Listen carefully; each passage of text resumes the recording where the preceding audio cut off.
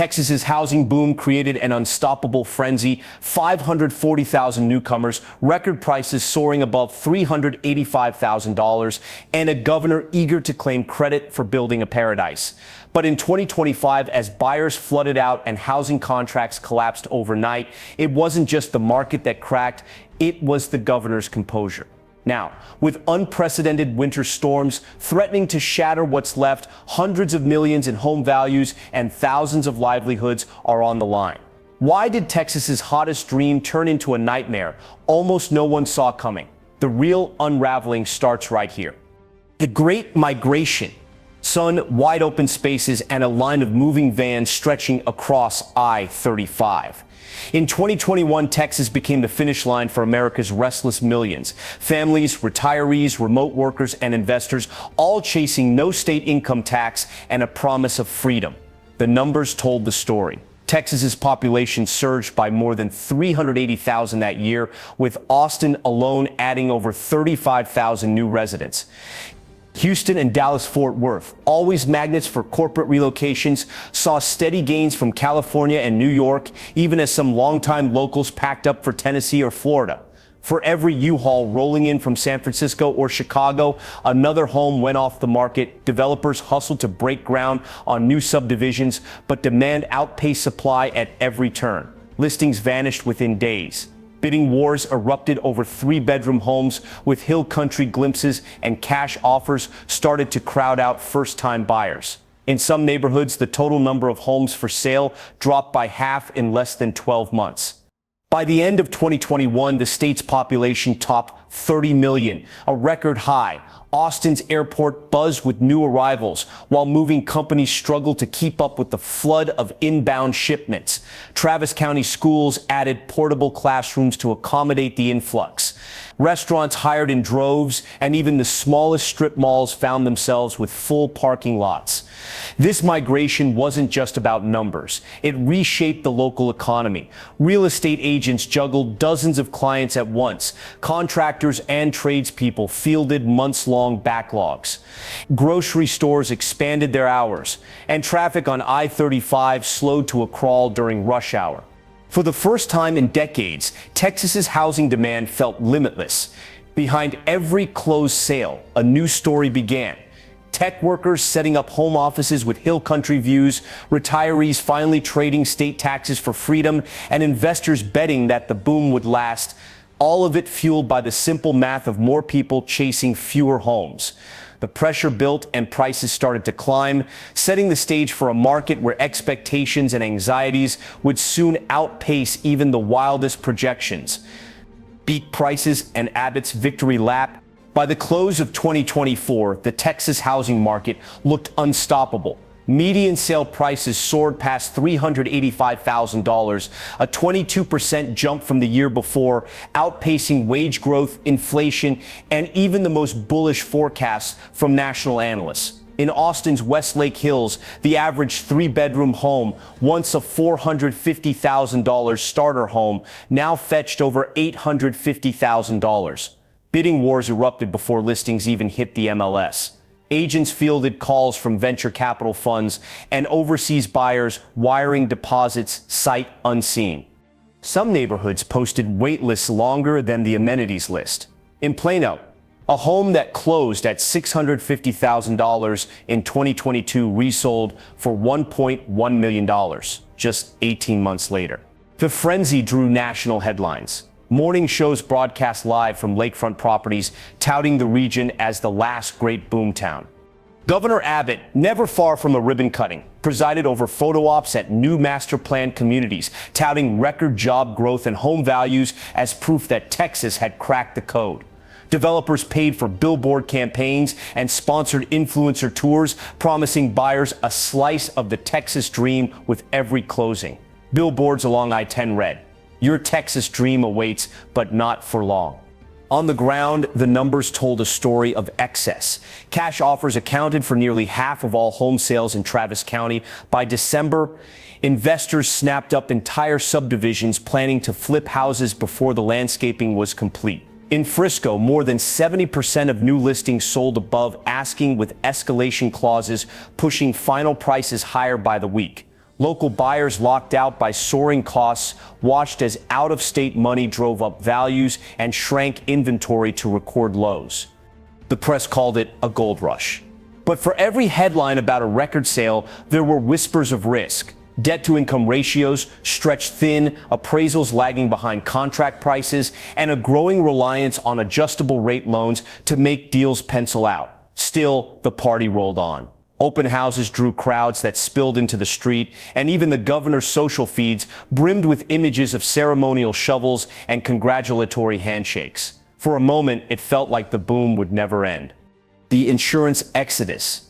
8 property insurance carriers failed or withdrew from Texas between 2022 and 25. Each exit announced with little warning, each collapse sending shockwaves through the market. State Farm, once one of the largest in the state, withdrew from large swaths of North Texas in August 2025. Just weeks before tornado season's peak, their departure left more than 45,000 policyholders scrambling for alternatives, many forced to accept bare-bones coverage or risk going uninsured entirely. By the time the dust settled, more than 800,000 homeowners statewide had lost their private coverage in less than 3 years. The dominoes fell quickly. After every carrier exit, lenders tightened their rules. Mortgage approvals stalled if buyers couldn't produce a valid policy. Home closings froze mid-escrow, with some buyers losing earnest money as high as $25,000 when deals unraveled. Agents and attorneys fielded panic calls from clients suddenly uninsurable, forced to shop a shrinking list of specialty brokers with even stricter requirements. In Houston's flood-prone neighborhoods and Dallas's Hale Alley, entire subdivisions found themselves blacklisted, unable to secure coverage at any price. Insurers blamed mounting losses from hailstorms, winter freezes and flooding, the rising costs of reinsurance, and a wave of lawsuits over roof claims and water damage. Each crisis year, the state's insurance commissioner held emergency hearings, but the exodus continued. Carriers that stayed demanded higher deductibles, windstorm and hail exclusions, and stricter inspection rules. For HOA boards, the annual renewal became a guessing game. Would they get an offer at all, and if so, at what cost? The private market's retreat forced thousands into the Texas Fair Plan, the state's high-risk pool meant for emergencies, not the day-to-day business of insuring the bulk of the state's homes. By mid-2025, the Fair Plan covered more than 1.5 million properties, nearly 1 in 7 homes statewide. That pool of risk grew with every carrier failure, stretching the system and raising the specter of surcharges on every policyholder if a major disaster hit. The rules had changed overnight. Where insurance had once been a formality at closing, it was now the single biggest obstacle to buying or selling a home in Texas. Buyers and sellers alike faced a new reality. Coverage wasn't just expensive, it was vanishing. Premium shock. Insurance premiums in Texas are rewriting the rules of homeownership. The average annual cost for a homeowner's policy in Harris County now stands at $5,847, more than double what buyers paid just 3 years ago, and nearly 3 times the national average. For many, that's another mortgage paid to insurers with no ceiling in sight. Dallas County isn't far behind. Homeowners there face yearly bills of $5,620, with some HOAs passing special assessments just to keep their master policies active. These aren't optional expenses. Lenders require proof of coverage before closing, and any lapse means deals fall apart, sometimes days before move-in. The private insurance market's retreat has forced a mass migration to the Texas Fair Plan, the high-risk pool originally designed for emergencies only.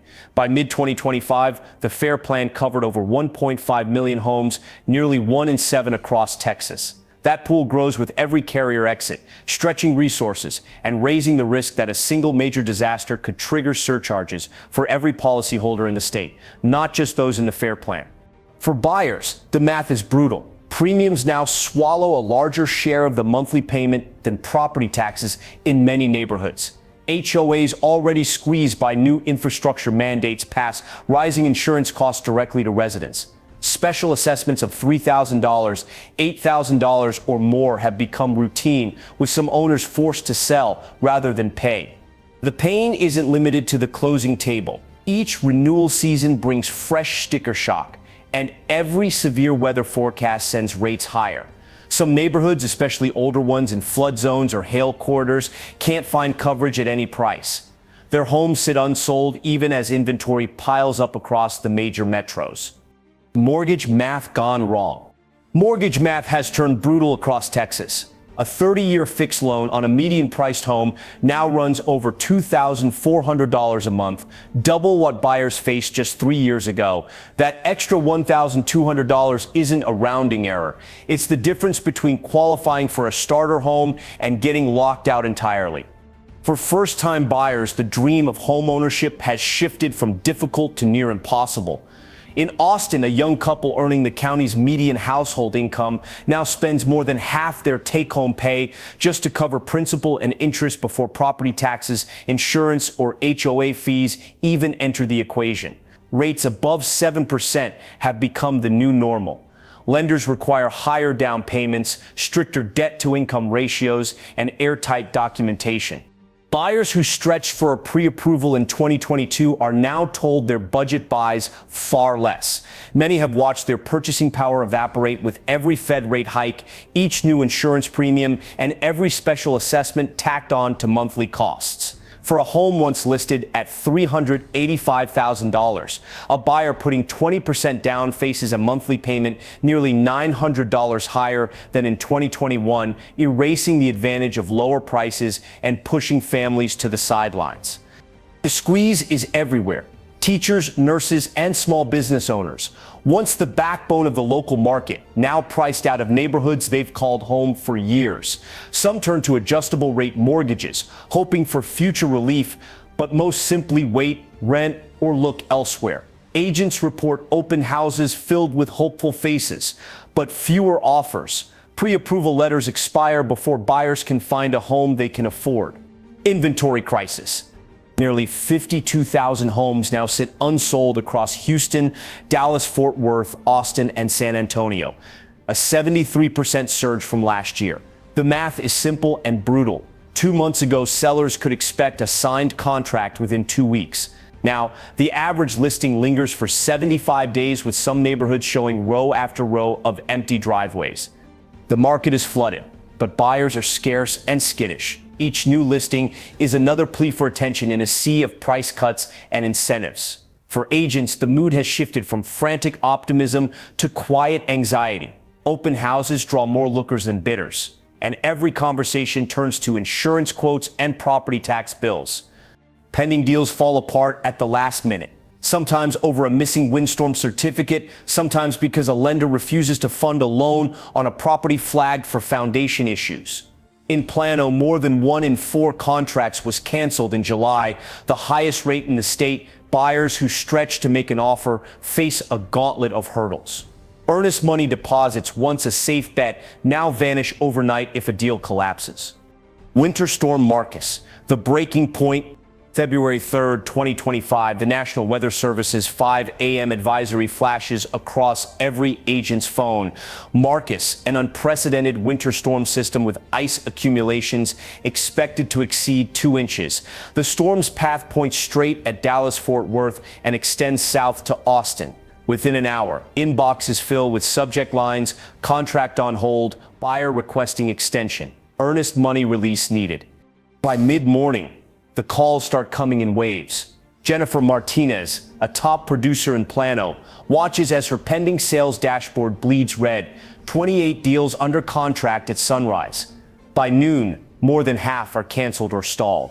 Some buyers cite infrastructure uncertainty after memories of the 2021 freeze. Others invoke the weather clause buried deep in every standard contract. One couple set to close on a Highland Park home walks away from a $22,000 deposit rather than risk an uninsured loss. Their lender, like dozens of others, freezes all new approvals until the storm's impact clears.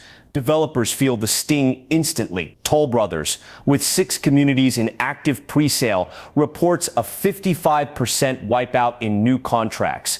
Entire phases go dark in the sales log before lunch. Abbott's political crisis. Governor Abbott's inbox pinged every hour on the hour.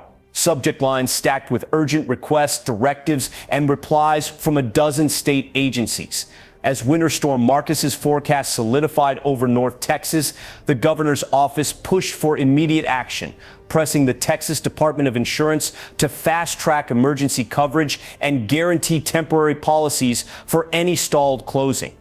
County officials, especially in Harris and Dallas counties, bristled at the pace. Their building departments demanded strict code compliance before green-lighting any new permits, pointing to the backlog of foundation reports still unfinished since the 2021 freeze. In a single morning, more than 300 emails traded between Austin and county offices, each one escalating the urgency. Each one met with a new set of conditions or clarifications. On the ground, the result was gridlock. State inspectors arrived at subdivisions with marching orders to clear homes for occupancy, while county engineers insisted on full documentation before signing off. Permit counters filled with HOA managers pleading for emergency approvals, some waving letters from the governor's staff, others clutching new insurance quotes that expired by sundown. The spillover effect. Round Rock stands as the cautionary tale. Home values down nearly 18% in 3 years. Active listings up more than 450%, and sellers cutting prices just to get a single showing. CoreLogic now ranks Round Rock, Georgetown, New Braunfels, and McKinney among the highest risk markets in the country for further price declines. In Round Rock, the surge in inventory has overwhelmed the market.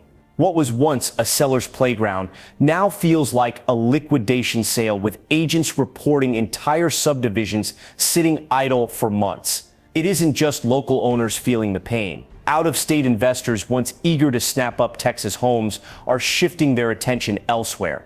Tennessee and North Carolina, markets perceived as safer from extreme weather and insurance chaos, have seen a 28% jump in out-of-state offers since July. The final tally. In 2021, over 540,000 people moved to Texas, fueling a housing boom that pushed median prices above $385,000 by late 2024. But just months later, the market saw a 73% surge in unsold inventory and a 14% drop in pending sales, with average mortgage rates topping 7%. 8 major insurance carriers exited the state, forcing 1.5 million policies onto the FAIR Plan and driving Harris County premiums above $5,800. When Winter Storm Marcus was forecasted on February 3, 2025, more than half of housing contracts collapsed in a single week. Internal state emails revealed the governor's office issuing hourly directives amid political standoffs with local officials. Yet many documents detailing infrastructure safety and insurance risks remain undisclosed. Today, Round Rock faces an 18% price decline, while out-of-state buyers shift their attention elsewhere. What remains unclear is how resilient the region's housing market will be if another freeze hits or insurance options shrink further. The evidence shows that Texas's housing crisis is both a warning and a challenge.